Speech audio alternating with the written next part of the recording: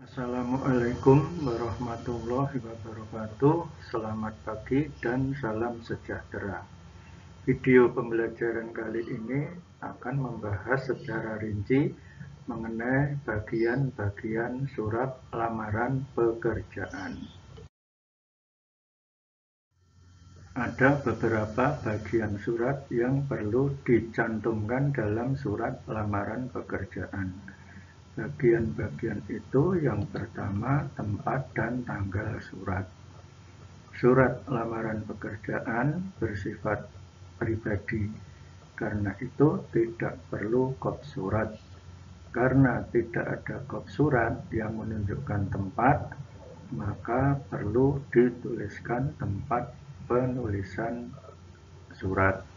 Seperti contoh di bawah ini yang benar, Surakarta, 5 Agustus 2020 tanpa diakhiri dengan tanda titik. Bulan ditulis sesuai dengan namanya, bulan tidak ditulis dengan angka dan tidak memakai tanda penghubung seperti contoh di bawah ini. Bagian kedua adalah hal. Hal adalah isi pokok surat. Ada dua cara penulisan.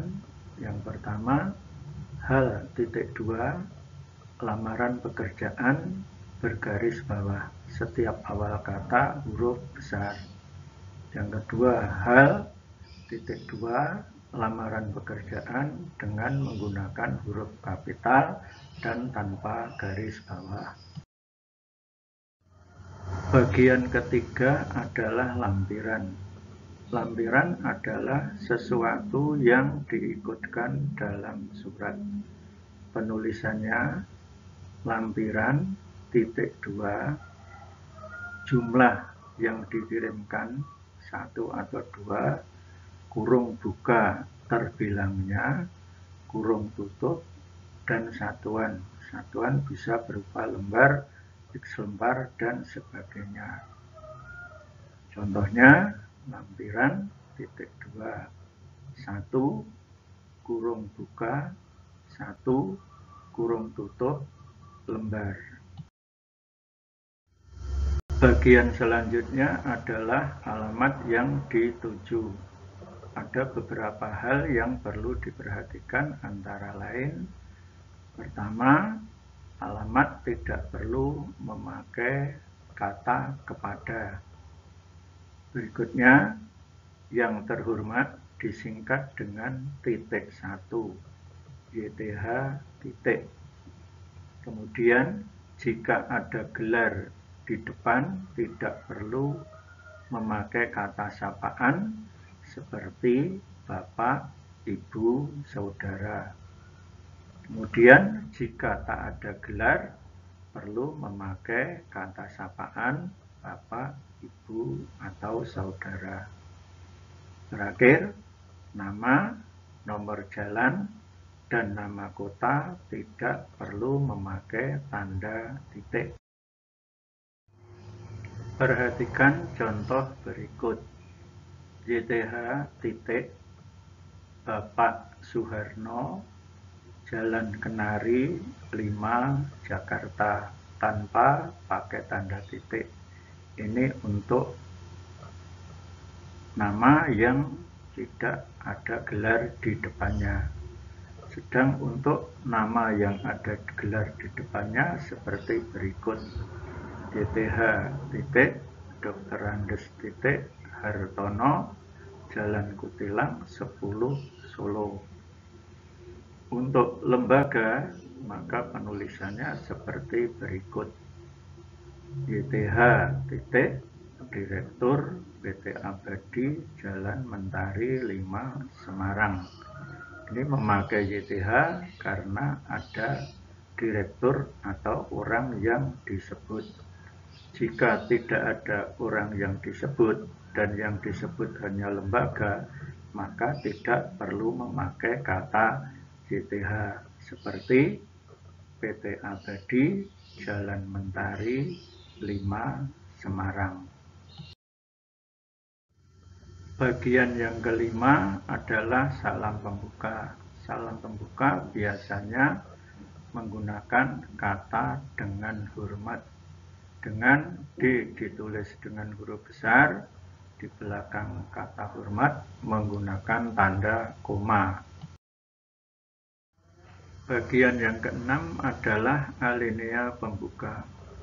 Alinea pembuka, lihat contoh berdasarkan sumber informasinya. Biasanya alinea pembuka berisi sumber informasi digabung dengan identitas dan permohonan menjadi seorang karyawan, dibuat dalam satu kalimat. Oleh karena itu, tanda titik hanya ada di akhir kalimat. Perhatikan contoh di bawah ini. Yang bertanda tangan di bawah ini, yang Y ditulis dengan huruf besar karena awal kalimat. Nama Tony, tempat Surakarta, pendidikan SMK, alamat Danu Kusuman, mengajukan permohonan untuk menjadi karyawan pada perusahaan yang Bapak pimpin. Nama N, tempat T, pendidikan P, alamat A ditulis dengan huruf kecil karena bukan awal kalimat.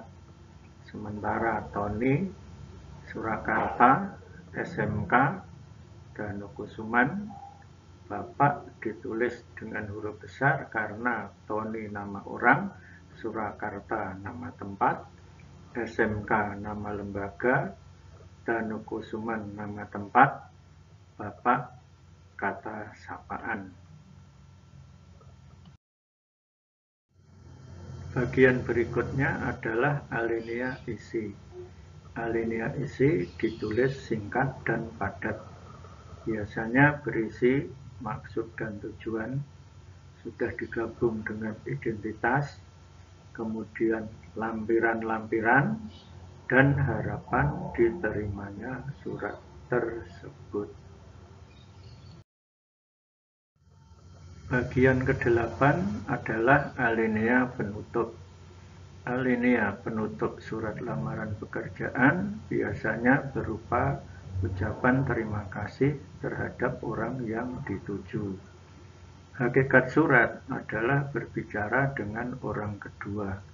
Karena itu, kata orang kedua sebagai sapaan seperti Bapak, Ibu, Saudara harus menggunakan huruf besar. Contoh ucapan terima kasih yang baik dan benar. Atas perhatian Bapak saya ucapkan terima kasih. Atau atas perhatian Bapak saya mengucapkan terima kasih. Kata Bapak sebagai sapaan maka ditulis dengan huruf besar. Sementara itu contoh-contoh yang salah. Pertama, menggunakan kata gantinya. Atas perhatiannya saya ucapkan terima kasih. Nya orang ketiga, nah ini salah, harus diganti dengan orang kedua. Kemudian menggunakan kata banyak. Saya ucapkan banyak terima kasih. Saya ucapkan terima kasih sebanyak-banyaknya. Terima kasih adalah kata yang tidak bisa dihitung. Karena itu tidak boleh menggunakan kata banyak atau sebanyak-banyaknya. Boleh menggunakan saya ucapkan terima kasih setulus-tulusnya. Contoh lain yang biasanya salah, menggunakan kata saya sampaikan. Seharusnya menggunakan kata saya ucapkan. Bagian ke-9 adalah salam penutup. Salam penutup biasanya menggunakan kata hormat saya. Di belakang kata hormat saya tidak perlu memakai tanda baca. Selanjutnya terakhir, tanda tangan dan nama terang. Demikian proses pembelajaran kali ini. Berjumpa di kesempatan lain pada hari dan waktu yang sama. Terima kasih.